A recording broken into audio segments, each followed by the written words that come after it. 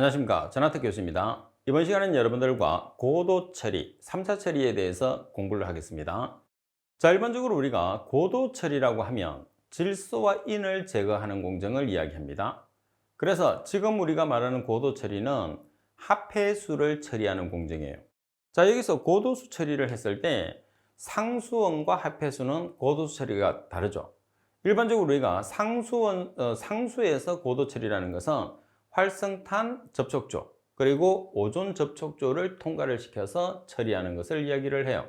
다시 말해서 활성탄 흡착과 오존 처리를 이야기하는 거죠. 반면에 합해수에서 고도 처리라고 하면 질소와 인을 처리하는 것을 우리가 합해수에서 고도 처리라고 해요. 그러면 지금 우리가 이야기하는 고도 처리, 3차 처리라는 것은 질소와 인을 처리하는 공정이라고 보시면 됩니다. 자, 어떤 특징이 있는지 한번 살펴보도록 하겠습니다.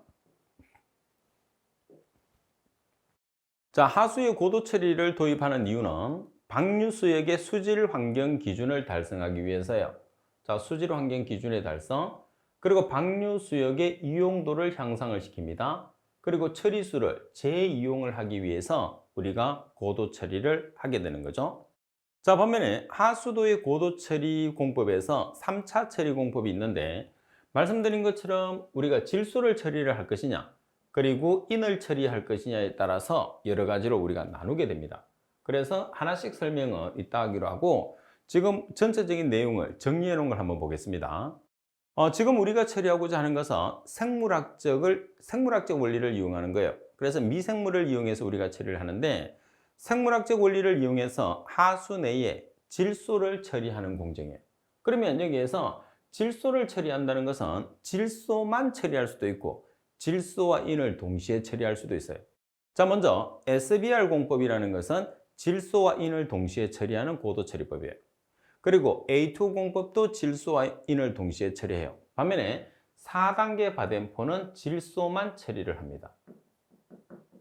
자, 그리고 5단계 바덴포도 질소와 인을 동시에 처리하는 공법이에요. 그래서 5단계 바덴포는 수정 바덴포 또는 M 바덴포라고 이야기하죠. 그리고 VIP 공법과 UCT 공법도 질소와 인을 동시에 처리하는 공법입니다. 자, 그리고 두 번째는 인을 제거하는 공법이라고 되어 있어요. 자, 먼저 SBR 공법 말씀드린 것처럼 질소와 인을 동시에 처리하는 공법이에요. 자, 그리고 AO 공법은 인만 제거하는 공법입니다. 그리고 A2 공법은 인과 질소를 동시에 처리해요. 그리고 5단계 바덴법도 인과 질소를 동시에 제거합니다. 자, 그리고 VIP나 UCT 공법도 인과 질소를 동시에 제거하는 공법이다. 이렇게 알고 계시면 됩니다. 자, 그리고 세 번째 보시면 생물학적 원리와 화학적 원리를 함께 이용하는 인 제거 공법입니다. 그래서 인을 제거했을 때 생물학적 원리와 화학적 원리를 같이 이용하는 거예요. 그러니까 완벽하게 인을 제거하는 공법이라고 보시면 됩니다. 따라서 어떤 방법이 있느냐면 포스트릭 공법이 있어요. 차츰 배우겠습니다. 자, 그리고 생물학적 원리를 이용해서 하수 내에 질소와 인을 동시에 두 가지를 처리합니다. 질소도 처리하고 인도 처리하고. 그러면 AO 공법이 있고 5단계 바덴포, VIP 공법, UCT 공법이 있습니다. 자, 그리고 5번에 보시면 고도처리법, 3차 처리법을 고도처리법이라고 하는데 재래식 2차 처리에서 완전히 제거되기 어려운 성분을 다시 한 번 더 제거시키는 방법이에요. 그래서 제거가 잘 안 되는 물질이 인과 질소거든요. 그래서 인과 질소를 주로 제거하는 공정을 우리가 고도처리법 이렇게 이야기한다고 생각하시면 됩니다. 자, 그러면 세 번째 내용에 보시게 되면 생물학적 인과 질소를 제거하는 공정인데 중요한 게 뭐냐면 반응조입니다. 그래서 질소를 제거하기 위해서 반드시 가지고 있어야 되는 반응조와 인을 제거하기 위해서 반드시 가지고 있어야 되는 반응조 꼭 필요해요. 그래서 반응조는 크게 세 가지로 나타냅니다. 지금 보시게 되면 혐기성조라는 게 있어요. 그리고 무산소조라는 게 있어요. 그리고 호기성조 또는 폭기조라고 그래요. 폭기조는 폭기조라고 같이 쓰죠. 그래서 혐기성조, 무산소조, 호기성조 이렇게 세 가지가 있는데 호기성조는 포기조 또는 폭기조라고 한다고 그랬어요. 자, 그러면 혐기성조라는 것은 산소가 없는 상태를 뜻해요. 그래서 혐기 또는 절대 혐기 상태라고 하는데 분자상 산소 또는 결합상 산소 둘 다 없는 상태를 뜻합니다. 여기서 분자성 산소라는 것은 뭐냐면 대기 중에 있는 산소예요. 그리고 결합형 산소라는 것은 뭐냐면 화합물에 붙어 있는 산소를 이야기합니다. 자, 그럼 역할은 뭐냐면 혐기성조의 역할은 인의 방출과 유기물 제거가 되어 있어요. 아주 중요합니다. 다시 말해서 우리가 인을 제거하기 위해서는 반드시 혐기성조를 가지고 있어야 돼요. 그래서 우리가 반응조의 계통도를 봤을 때 혐기성조가 있으면 이 공정은 인을 제거할 수 있는 공정이구나 이렇게 생각하시면 됩니다. 그래서 혐기성조는 인의 방출, 유기물 제거라는 거 꼭 기억하세요. 자, 그리고 두 번째는 무산소조예요. 자, 무산소조라는 것은 산소가 없는 조가 아니에요. 산소가 적은 조죠. 그래서 무산소조는 뭐를 이용을 하느냐? 결합형 산소를 이용을 해요. 결합형 산소의 대표적인 게 NO2와 NO3겠죠. 그리고 역할은 탈질입니다. 탈질이니까 질소 제거를 뜻하는 거죠. 그래서 질소를 제거하기 위해서는 반드시 무산소조가 존재를 해야 돼요. 자, 그럼 무산소조의 역할은 탈질 작용이라는 거죠. 혐기성조는 인의 방출, 유기물 제거, 그리고 무산소조는 탈질 작용, 다시 말해서 질소 제거. 꼭 기억을 해야 됩니다. 상당히 중요해요. 자, 그리고 호기성조 또는 포기조 같은 경우에서는 분자상 산소를 이용을 해요. 보통 용존산소라고 이야기하죠. 그래서 공기 중에 있는 산소가 물속에 녹아 있는 걸 용존산소라고 합니다. 그 산소를 이용을 하는 거예요. 자, 그러면 역할은 뭐냐 하면 인의 과잉 흡수, 그리고 질산화라고 그래요. 그럼 여기서 질산화라는 것은 질소를 처리하는 공정에서는 질산화가 된 물질만 탈질이 이루어지거든요. 그래서 질소를 제거하는 공정에서는 우리가 호기성조는 질산화의 역할을 해요. 그리고 또 인의 과잉 흡수. 인의 과잉 흡수라는 것은 뭐냐면 혐기성조에서 인을 방출한 것과 그리고 하수나 폐수 자체에 원래 있었던 인을 있죠. 그 두 가지를 같이 완전히 섭취를 다 해버려요. 그래서 과잉 섭취라는 말을 쓰는 거죠. 그래서 여러분들이 여기서 제일 먼저 구별을 해야 되는 게 뭐냐면 우리가 공정에 있어서 반응조의 역할이 가장 중요한 거죠. 반응조는 혐기성조, 그리고 무산소조, 호기성조가 있는데 반응조의 역할은 꼭 암기를 해야 됩니다. 혐기성조는 인의 방출, 유기물 제거, 무산소조는 탈질 작용, 질소 제거, 그리고 호기성조는 인의 과잉 흡수와 질산화라는 거 꼭 기억을 해야 됩니다. 자, 그러면 여러분들 문제를 보시면 생물학적 인질소 제거 공정에서 호기조, 무산소조, 혐기조 공정의 주된 역할은, 자, 예를 들어서 이런 우리가 반응조로 되어 있다 그러면 무산소조가 있으면 질소를 제거하는 공정이에요. 혐기성조가 있으면 인을 제거하는 공정이에요. 그 다음에 호기성조라는 것은 우리가 기본적으로 폭기조라고 하기 때문에 항상 존재하는 거예요. 그래서 이 폭기조가 존재를 하는데 우리가 활성설로지법에서 폭기조 있었잖아요. 반응조. 그거예요. 그래서 인을 제거하고 싶으면 혐기성조를 달고 질소를 제거하고 싶으면 무산소를 달고 두 개를 같이 제거하고 싶으면 혐기성조와 무산소조를 같이 단다고 생각하시면 되죠. 여기 나와 있는 호기성조는 항상 존재를 하는 거죠. 그래서 이 형태로 보면 질소와 인을 동시에 제거한다고 볼 수 있는 거죠. 그럼 문제 조건에서는 원리를, 이제 역할을 찾으라고 하는 거예요. 호기성조, 무산소조, 혐기성조의 순서로. 그럼 호기성조는 질소를 제거하는 공정이 나와 있으니까 질산화와 인의 과잉 흡수, 그리고 무산소조는 탈질, 질소 제거, 그리고 혐기성조는 인의 방출 또는 인의 용출이 되니까 가번이 정답이 되는 거죠. 자, 그리고 여러분들 이제 공법으로 넘어가겠습니다. 자, 첫 번째 보면 AO 공법이라고 되어 있어요.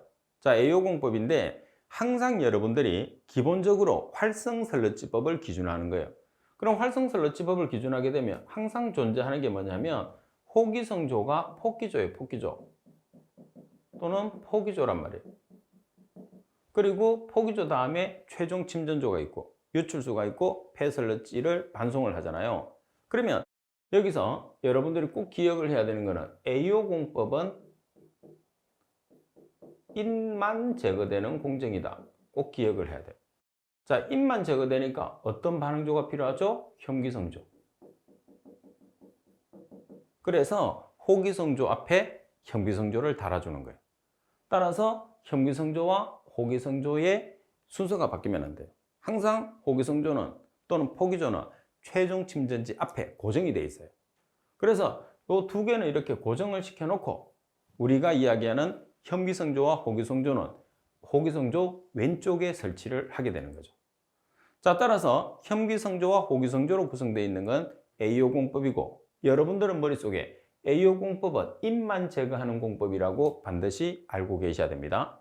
그래야지 문제 자체를 쉽게 맞출 수가 있어요. 그러면 반응조의 역할을 보면 반응조의 역할은 우리가 조금 전에 한 것처럼 똑같아요. 현기성조는 인의 방출 또는 유기물 제거, 주 핵심은 지금 우리가 인과 질소를 제거하는 고도처리법이기 때문에 인의 방출이 가장 핵심이에요.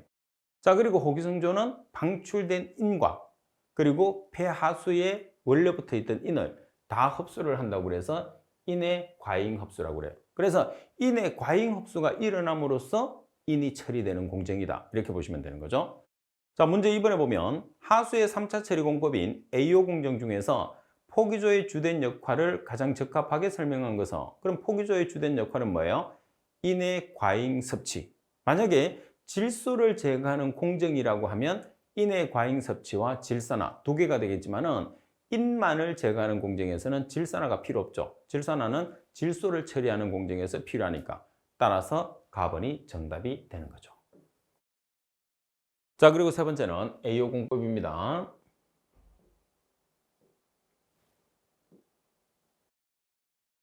자, AO 공법의 특징에 보시게 되면 먼저 AO 공법은 인만 제거하는 공법이라고 그랬어요. 인만 제거하니까 현기성조가 들어가는 거죠. 그리고 원래 포기조가 있죠. 그래서 조의 구성은 현기성조와 호기성조 두 개로 구성되어 있어요. 호기성조는 포기조라고 그래서 항상 존재하는 겁니다. 자, 그 다음에 인을 주 처리 대상으로 합니다. 질소는 거의 처리를 하지 않습니다. 그 다음에 폐설러지 내에 인의 함량은 비교적 높아서 비료의 가치가 있다 돼 있어요. 그래서 여러분들이 비료의 가치가 있다는 것은 뭐를 생각하느냐 하면 인을 처리할 수 있다, 이렇게 생각하시면 돼요. 인을 처리할 수 없으면 비료의 가치가 없어요. 예를 들어서 질소를 처리한단 말이에요. 그럼 비료의 가치가 없습니다. 왜 그러냐면 설러지 자체를 인은 흡수를 하지만은, 미생물이 흡수를 하지만은 질소는 탈질, 다시 말해서 대기 중에 N2로 제거를 하거든요. 그래서 미생물이 흡수할 수 있는 것은 질소가 아니라 인이에요. 그래서 실제로 보면 질소와 인이 둘 다 비료의 주성분이지만은 미생물이 흡수한, 다시 말해서 미생물이 가지고 있는 것은 질소가 아니라 인이거든요. 그리고 미생물로서는 흡수를 못해요, 질소 자체를. 질소는 무조건 N2로 처리를 해야 되거든요. 그래서 비료의 가치가 있다 없다라는 것은 인을 처리하는 공법인지 질소를 처리하는 공법인지를 비교를 해야 돼요. 그래서 여러분들이 인을 처리하는 공법에서는 비료의 가치가 있어요. 반면에 질소를 처리하는 공법은 비료의 가치가 없다, 이렇게 생각을 해주는 거죠. 자, 따라서 지금 AO 공법 같은 경우에서는 인을 처리하는 공법이니까 비료의 가치가 있어요, 없어요? 비료의 가치가 있는 거죠. 자, 그리고 기온이 낮을 때 운전 성능이 불확실해요. 그 이유는 생물학적 처리이기 때문입니다. 미생물을 이용하는 생물학적 처리는 온도가 낮을 때는 운전성이 떨어집니다. 자, 그리고 비교적 수리학적 체류 시간이 짧고 높은 BOD와 인의 비가 요구되는 게 특징입니다. 높은 BOD와 인의 비가 요구돼요. 그래서 인만 처리하는 공정이죠. 그리고 공정의 운전 유연성이 제한적이다. 그리고 표준활성 설러지법의 반응조의 전반 20에서 40% 정도를 현기성 반응조로 하는 것이 표준이라고 그랬어요. 그래서 20에서 40% 정도를 현기성 반응조로 우리가 만들어주는 거죠. 자, 그리고 현기성 반응조의 운전 지표로 산화 환원전이, 다시 말해서 산화라는 것은 옥시데이션, 그리고 환원이라는 것은 리덕션이라고 해서 ORP로 우리가 나타낸다, 이렇게 보시면 되겠죠. 자, 그리고 12번째 보시면 인제거 기능 외에서 사상성 미생물에 의한 벌킹 억제 효과가 있어요. 사상성 미생물이라는 게 곰팡이라는 펀자이가 되는 거죠. 타 공법에 비해서 운전이 비교적 간단합니다. 단계가 간단하니까. 자, 문제 3번에 보시면 생물학적 인제거 공정 중에서 AO 공법의 장단점으로 틀린 것은 가번의 폐설러지 내에 인의 함량이 낮다. 인의 함량이 높죠. 왜? AO 공법은 인을 처리하는 공법이기 때문에 따라서 바로 가번이 정답입니다. 나머지 타 공법에 비해서 운전이 비교적 간단해요. 공정이 현기성조, 호기성조 두 개로 되어 있으니까 공정이 간단합니다. 다음에 높은 BOD per 인의 비가 요구된다. 비교적 수리학적 제휴 시간이 짧다. 그래서 가번이 정답이 되는 거죠. 자, 그리고 세 번째 보시게 되면 A2O 공법입니다. A2O 공법 다음에 A2O, A2. 그러면 두 개를 처리한다는 소리예요. 따라서 A2O 공법 같은 경우에서는 인과 질소를 동시에 처리하는 공법이에요. 자, 인을 처리하기 때문에 필요한 반응조가 현기성조. 그리고 질소를 처리하기 위해서 필요한 조가 무산소조예요. 따라서 A2O 공법은 현기성조와 무산소조 두 가지의 반응조를 같이 가지고 있죠. 따라서 최종 침전조가 보통 2차 침전지거든요. 따라서 최종 침전지 앞에 뭐가 있어요? 호기성조가 있어요. 항상. 그래서 이 호기성조 앞에 무산소조나 현기성조를 다는데 현기성조와 무산소 중에서는 현기성조를 맨 왼쪽에 설치합니다. 두 개가 같이 있을 때. 그러면 순서상으로 보면 우리가 호기성조 바로 앞에는 무산소조, 그리고 무산소조 앞에는 현기성조. 따라서 반응조의 맨 왼쪽에서는 현기성조가 있으면 반드시 현기성조를 달아준다는 거 꼭 기억을 해야 됩니다. 그럼 중간에 무산소조가 들어가야 되겠죠? 그 이유가 있어요. 뭐냐면 우리가 질소를 처리하는 공정은 질소가 처리가 잘 안 됩니다. 왜 그러냐면 질소는 반드시 산소와 결합된 질산화가 된 화합물만 처리가 돼요. 근데 폐수 자체 내에서 질산화가 안 된 것들도 있을 수 있단 말이에요. 그럼 걔들을 그대로 방류하면 오염물질이 되니까 폭기조에 들어가게 되면 산소가 풍부하기 때문에 질산화가 돼요. 그래서 얘를 한 번 더 무산소조로 반송을 시켜서 처리하지 못한 질소를 잔류질소라고 하잖아요. 그래서 잔류질소를 한 번 더 처리를 하기 위해서 포기조에 가깝게 무산소조를 달아주는 거예요. 그러면 포기조에서 무산소조로 바로 보내면 훨씬 경비적인 측면이나 과정이 짧아지겠죠. 반대로 다는 것보다. 그죠? 그래서 지금 우리가 나타내고 있는 이 고도수 처리법은 활성설러지법을 그대로 이용을 해요.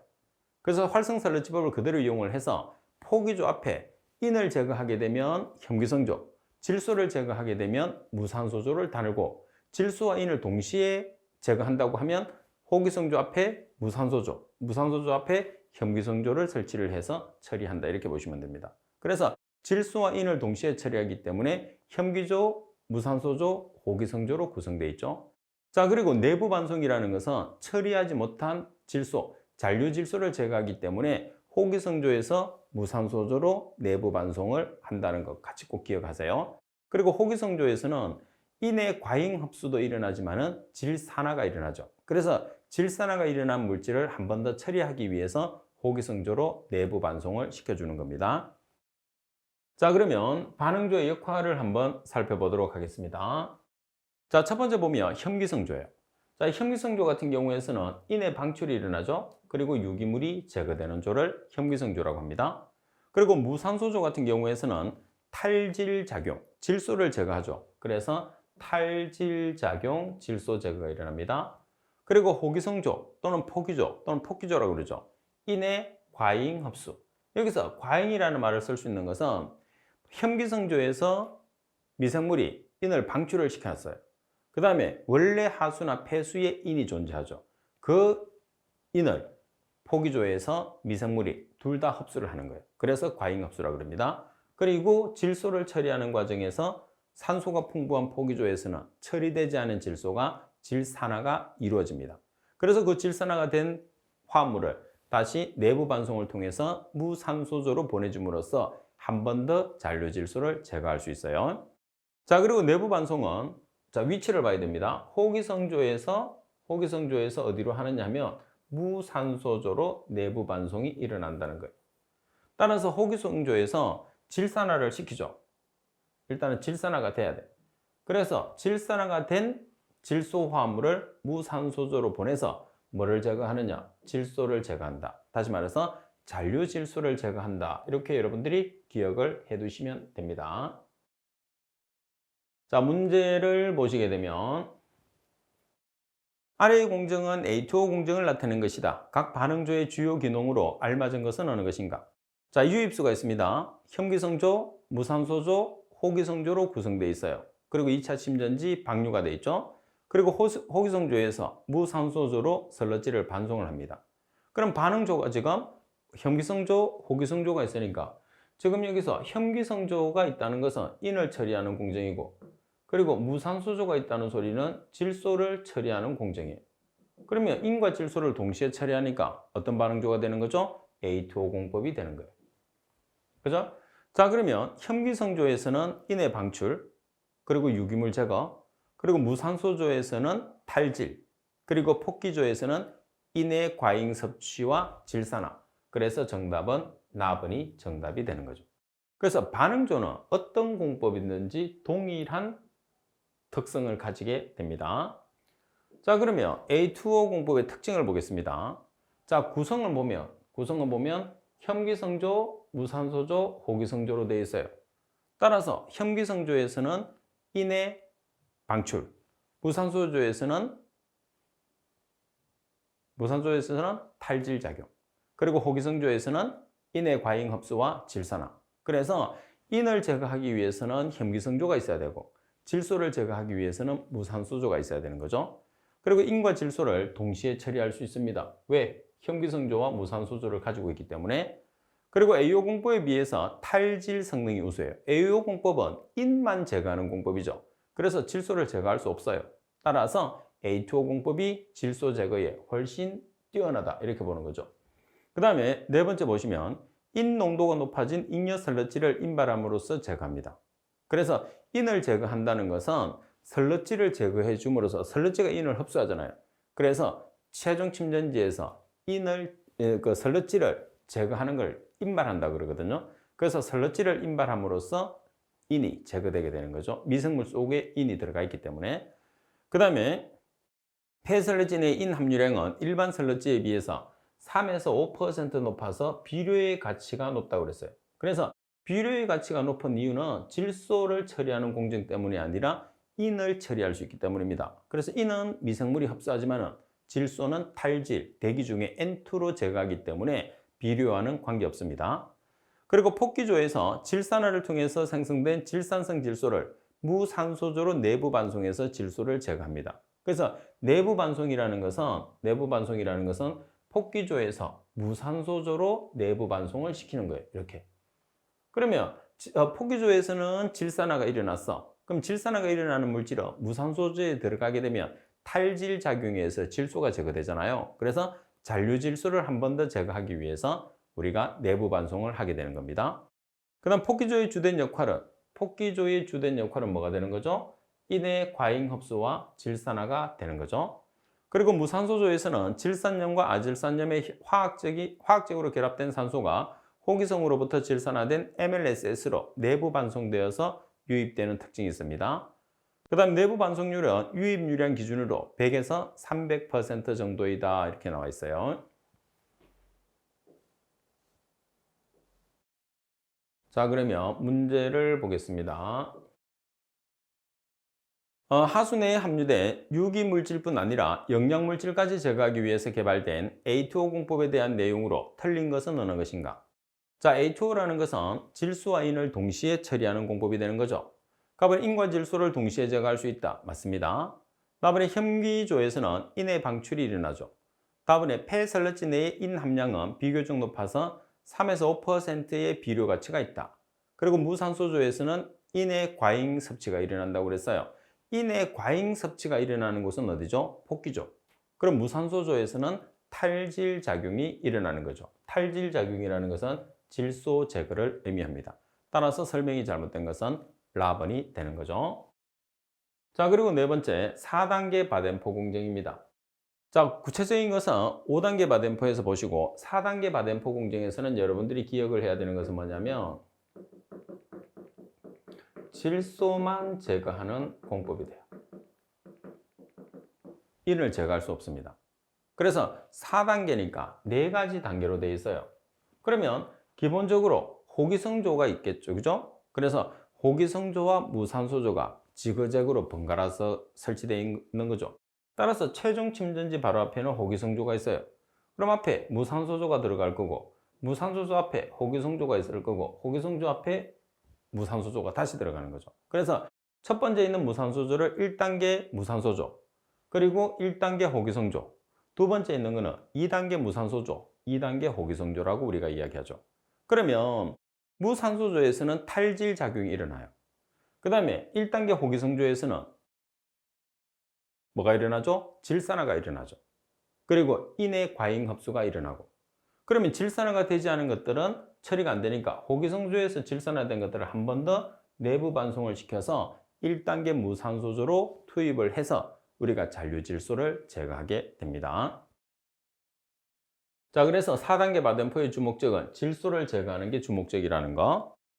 다음에 생물학적 인 및 질소 제거 공정 중에서 질소 제거를 주목적으로 개발된 목적으로 가장 적절한 것은, 그래서 고도수 처리 중에서 질소만 제거하는 공정은 4단계 바덴포, 가번 하나밖에 없습니다.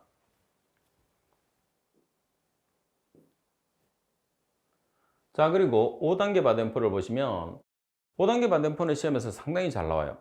여기서 제목도 많습니다. 5단계 바덴포 또는 수정 바덴포 또는 M 바덴포라고 그래요. 전부 다 같은 말이에요.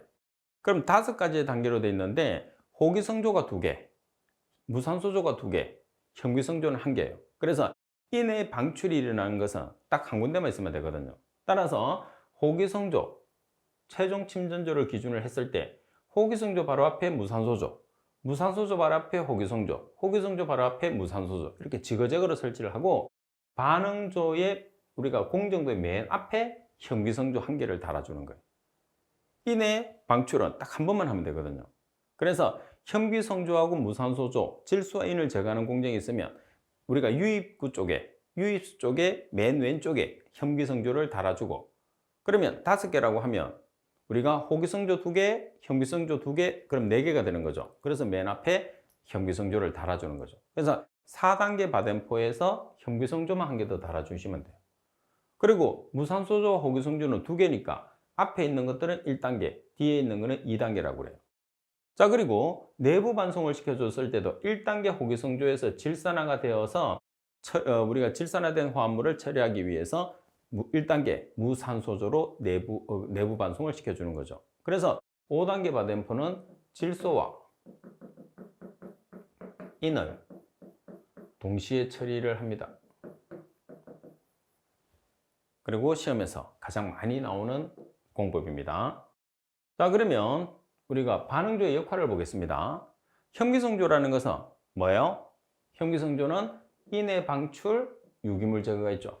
자, 그리고 1단계 무산소조에서는 탈질 작용에 의해서 질소를 제거합니다. 그리고 1단계 호기성조에서는 인해 과잉 섭취와 질산화가 일어났어요. 섭취나 흡수는 같은 말입니다. 자, 그 다음에 2단계 무산소조에서는 1단계에서 처리하지 못한 잔류 질소를 한 번 더 제거를 해줘요. 그 다음에 2단계 호기성조는 뭐냐면 장치가 길다 보니까 산소가 부족하게 되거든요. 그래서 2단계 호기성조는 다른 말로 포기조 또는 재포기조라는 말을 쓰는 거죠. 왜 이렇게 해주느냐면, 왜 산소를 공기를 공급해 줘야 되느냐면 종침이 종말 침전지예요. 그래서 종말 침전지가 현기성 상태가 되면 탈질이 일어나서 라이징이 생겨요. 설러질, 탈질이 생긴다는 소리는 질소가 생성되는 거고, 그 질소는 공기의 구성 성분이죠. 부력을 가지고 있기 때문에 발생된 질소가 설러지에 붙게 되면 설러지가 부상하게 되는 문제점을 가지게 되거든요. 자, 그리고 인해 재방출이 일어나요. 현기성조에서는 인해 방출이 일어나죠. 그래서 우리가 2단계 호기성조를 재포기조라고 하는 이유는 종말 침전지에서 탈질에 의한 라이징이나 인해 재방출을 방지하기 위해서 산소를 공급을 해서 전체를 호기성으로 만드는 목적이 2단계 호기성조의 목적이라고 보시면 됩니다. 자, 그리고 내부 반송은 당연히 1단계 호기성조에서 1단계 무산소조로 이루어지게 됩니다. 따라서 잔류질소를 제거하는 게 특징이 되는 거죠. 자, 문제 7번에 보시게 되면 5단계 바덴포 공정 중에서 호기성조의 역할에 관한 설명으로 가장 적절한 것은, 자, 호기성조의 역할은 뭐예요? 호기성조는 인해 과잉 섭취와 질산화가 되겠죠. 그래서 나번이 정답입니다. 탈질산화는 질산화가 아니죠. 자, 그리고 특징에 한번 보시게 되면 질소와 인을 동시에 처리하는 공정입니다. 왜 그러냐면 혐기정소와 무산소조가 있기 때문에. 그 다음 내부 반송률이 높고 비교적 큰 규모의 반응조입니다.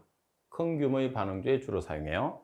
그 다음 폐설러지 내에 인의 함량이 높아요. 인을 처리하는 공정이기 때문에 비료의 가치가 높습니다.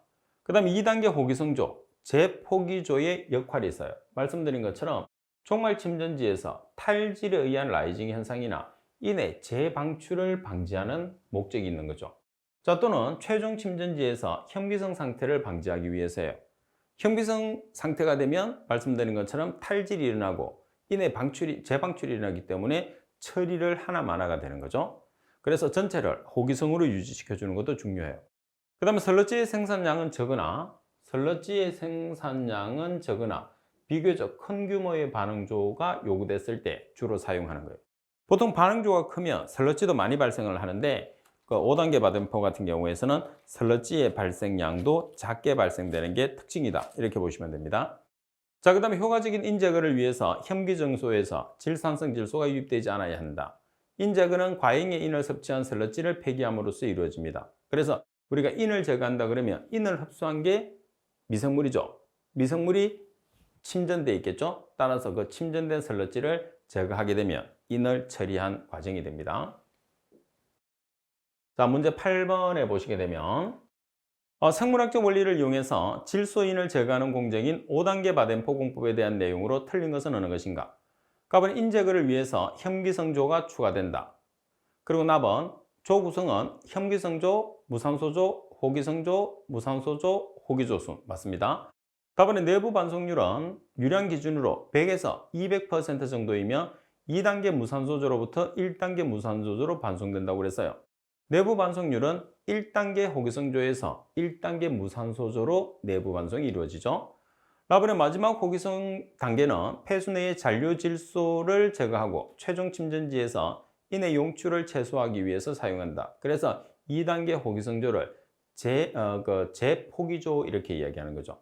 만약에 혐기성이 되게 되면 인의 방출과 우리가 탈질에 의한 설러지 라이징이라는 문제점을 우리가 발생을 방지하기 위해서 재포기조라고 이야기하는 거예요. 따라서 정답은 답은이 정답이 되겠죠. 자, 이번 시간에는 여러분들과 고도 처리법은 5단계 바덴포까지 하고 그 다음 시간에 계속해서 이어서 수업을 하도록 하겠습니다. 자, 이번 시간 수업은 이것으로 마치도록 하겠습니다. 수고하셨습니다.